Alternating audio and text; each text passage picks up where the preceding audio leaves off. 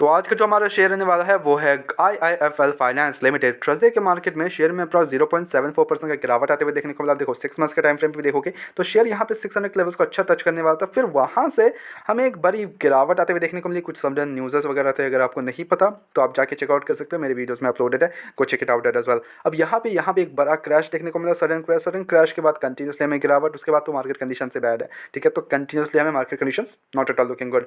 अब यहाँ 1 साल के टाइम फ्रेम में देखो किसी ने इस लेवल्स पे खरीदा है तो आप ऑब्वियसली एक अच्छे प्रॉफिट्स में हो। Okay, the main purpose of this video is अब इस लेवल्स में हमें करना क्या चाहिए वो अंडरस्टैंड करेंगे। हम कंपनी के फंडामेंटल्स देखेंगे, कंपनी के रिजल्ट्स देखेंगे एंड कैसे रिजल्ट्स नेक्स्ट रहने वाले हैं वो भी थोड़ा अंडरस्टैंड करेंगे। Okay, eight the same time क्या इस लेवल्स पे हम फ्रेश एंट्री या फिर हम एक्यूमुलेट कर सकते हैं, एंड फ्यूचर रेफरेंस में क्या हम एक्यूमुलेशन पे जा सकते हैं शेयर को, एक हमें एक 10x 15x का रिटर्न्स बना के देगा इन द फ्यूचर, वो थोड़ा अंडरस्टैंड करते हैं कितना तक जा सकता है, वो थोड़ा अंडरस्टैंड करते हैं चीज़ों को। तो पहले तो एक दो न्यूज़ है वो थोड़ा सा मैं आपको बता देता हूँ and then will directly dive into the company's fundamentals.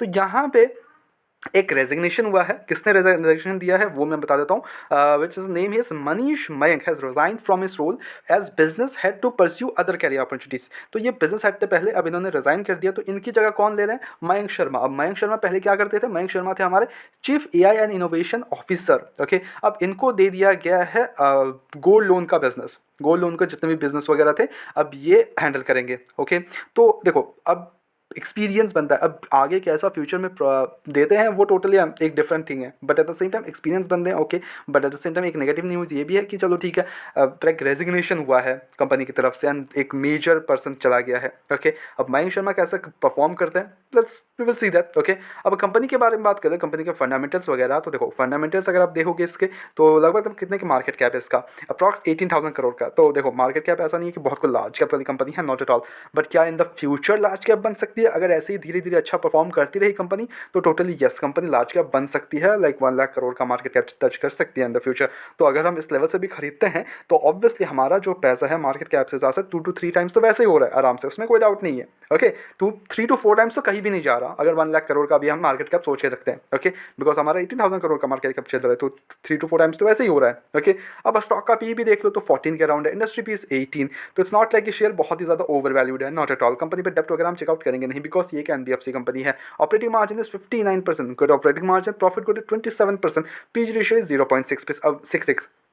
अब वही अगर पेट्रोल स्कोर बात करें तो 2 है के अराउंड है। अब देखो नेगेटिव तो देखने को मिल रहा है इसका चार्ट। ओके, टोटली हमें नेगेटिविटी देखने को मिल रही है और कंटिन्यूसली हमें शेयर में फिसलते हुए देखने को मिल रहा है। अब जो नेक्स्ट वो रहेगा कि 450 के आसपास अगर सपोर्ट लेके वापस जाता है तो इट्स फाइन, बट जिस हिसाब से मार्केट ड्राइवन कर रहा है not at all, I am not bullish kind of thing. Okay, हम यहाँ एक्यूमुलेशन पे जा सकते हैं totally, yes will see that, results वगैरह चेकआउट करेंगे, बट अभी के लिए मैं अगर बोलूँ कि क्या हमें मार्केट क्या बहुत ज़्यादा कुछ अच्छा देखने को मिल रहा है, नॉट एट ऑल। ओके, अब कंपनी के बारे में अगर हम रिजल्ट्स वगैरह चेकआउट करें तो रेवेन्यू अगर आप देखोगे तो 2443 करोड़ से 3427 करोड़ का आते हुए देखने को मिल रहा है, तो रेवेन्यू में जंप है ईयर ऑन ईयर पर्सपेक्टिव से। अब वही अगर हम इनके जो नेट प्रॉफिट है वो 82 करोड़ से 501 करोड़ का नेट प्रॉफिट आते हुए देखने को मिल रहा है, तो there is a very big jump. Okay, इसमें कोई डाउट नहीं, कंपनी के results are extraordinary good.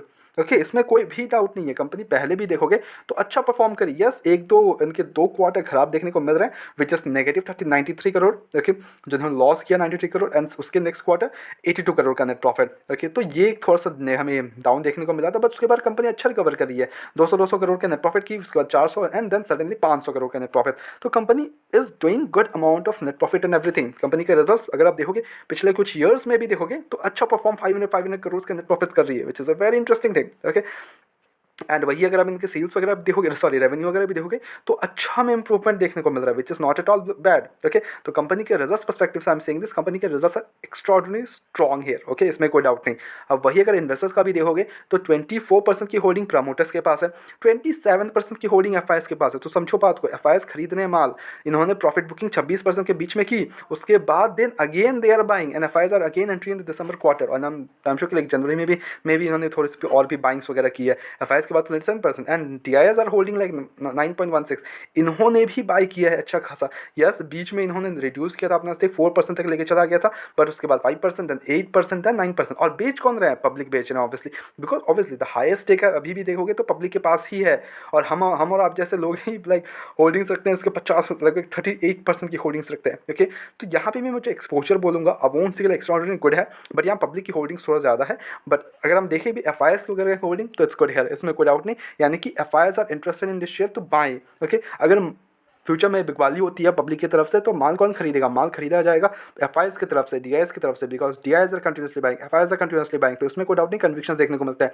Now the main question, अब इस लेवल्स पे करे तो करे क्या? तो देखो, even we are totally bullish on the gold loan sector, okay, for the future as well, okay। अब इनमें से अगर आप देखोगे तो तीन चार कंपनीज मिल जाएंगी आपको जो कि इस फील्ड में है, विच इज़ लाइक सबसे बड़ा तो obviously Muthoot Finance, and then Manappuram हो गया, देन आईएफएल फाइनेंस, ओके। ये तीन कंपनीज आपको मिल जाएंगी, which is like IFL and Manappuram is like small cap, okay, but वही अगर आप लार्ज कैप में जाओगे तो इट्स लाइक आपका मुथूट फाइनेंस हो गया जो गोल्ड लोन्स में प्रोवाइड करती है। अब देखो यहाँ पे भी अगर आप देखोगे तो मुथूट फाइनेंस हो गया, आईएफएल फाइनेंस, तो इनके पीस वगैरह काफ़ी नॉर्मल है, ऐसा नहीं कि बहुत ज़्यादा कुछ ओवर वैल्यूड हो गया है, नॉट एट ऑल, इनके पीस वगैरह वेरी नॉर्मल है। तो we are totally bullish on this kind of share. अब वो टोटली आप पे डिपेंड करता है आप लार्ज कैप में जाते हो या स्मॉल कैप में जाते हो। अगर आपको थोड़ा सा रिस्की बिहेवियर चाहिए शेयर्स वगैरह में तो आप आईएफएल फाइनेंस को चूज अप कर सकते हो या मनप्पुरम फाइनेंस को, ये स्मॉल कैप्स हो गए, but yeah they are being exceptionally good here. But आपको अगर सेफ खेलना है तो आप मुथूट फाइनेंस में जा सकते हो, विच ऑब्वियसली वो भी अच्छे ट्रेड कर रहे हैं, ओके। तो व्हाट आई सजेस्ट हियर कि आप इसको बाय ऑन डिप में खरीदो, नॉट इन वन को लाइक 20% 10% डिप्लॉय करो, देन वेट कि अगर कुछ गिरावट आता है मार्केट रीजन से, एवरी काइंड ऑफ रीजन से कुछ भी गिरावट आता है देन अगेन 10 to 20%, तो ऐसे करके डिप्लॉय लो। अपने फ्रेश एंट्रीज के लिए बोलूँगा, एंड आपने अगर कहीं पे ऊपर लेवल पे खरीद के रखा है and you want to invest some more on this share, then आप ये स्ट्रैटेजी अपना सकते हो कि जितना आपके पास फंड्स अवेलेबल है उसको 10 to 20% के डिप्लॉय करो and then enjoy the profits in the future, okay, ऐसा वाला सीन होगा। But at the same time अगर फंड्स अवेलेबल नहीं है, आपके पास फंड्स नहीं है एंड यू आर पैनिक करने की कोई बात ही नहीं है, शेयर बढ़िया है, everything is going great with the share, कोई इशूज़ नहीं है, खाली मार्केट रीजंस का रंग गिर रहा है, तो बेकार में इतना जल्दीबाजी करने की जरूरत ही क्या है? सिंपल सी बात है कि नहीं? तो यहाँ पे हमारी तरफ से बाय द वे कोई भी बाय एंड सेल कमीशन बिल्कुल भी नहीं है, ओनली सजेशन है। तो इससे करिए सजेशन अपने एजुकेशन पर्पस के तौर पे वीडियो को देखो, go ahead do your research as well and then make the investment, blindly किसी विश्वास करें इन्वेस्टमेंट्स ना करें, ऐसा रेगुलर अपडेट्स के लिए चैनल को सब्सक्राइब करो, वीडियो को लाइक करो। मिलता है नेक्स्ट वीडियो।